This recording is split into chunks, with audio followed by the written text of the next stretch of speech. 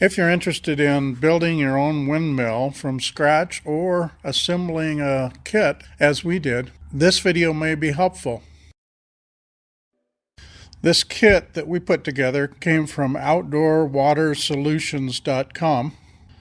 They have quite a variety of windmills, mainly for aerating ponds. Although this one, I believe I could put a power generator, electric power generator of some kind on it, probably. I really didn't find any problems other than a couple minor things, minor modifications, I guess you could say, that I did myself. Luckily, I had shop space big enough and laid out basically two sides. The 4x4s for the upright posts are 8 foot long. They have an angle iron, and from certain views you can see the angle iron that bolts through and attaches the ends together. Then all of the cross members are 1x4s. All of this wood is treated. One minor detail that I think they could do better on is all of the screws that I got worked great for the 1x4s, but probably didn't go far enough through for the 2x4s on the top, so I used longer screws.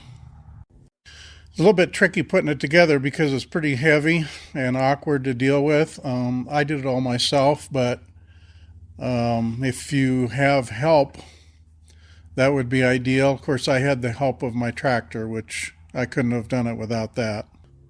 After both sides were put together, I stood them up on edge and put cross braces on the top. Then the difficult part was turning it over, and I used my overhead hoist to do that. Turned it over, then put cross braces on the back side. And then it was basically put together, ready to slide out of the shop and do the rest of it. I slid it out of the shop with the tractor, but my forks weren't long enough, so luckily I had some extensions for my forks that I used, and then lifted it up. Putting the hub assembly and blades all on took some time, lots of bolts. Becky and I and our two friends, Fred and Margie, to put it all together. I was nervous about having enough bolts and washers and nuts, but everything went together well. I think we actually had a few extra wood screws, also a few extra bolts, washers, and nuts that the head required.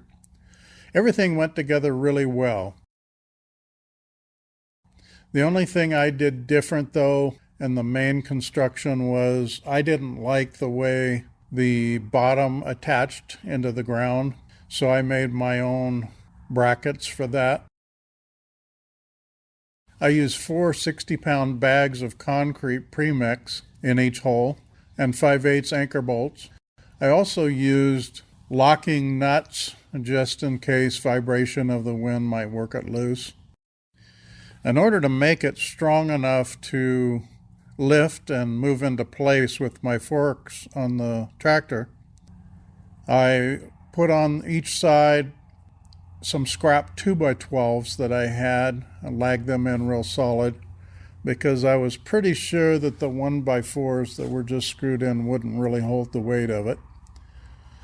So moved it in kind of slowly because it's very top heavy and set it into place.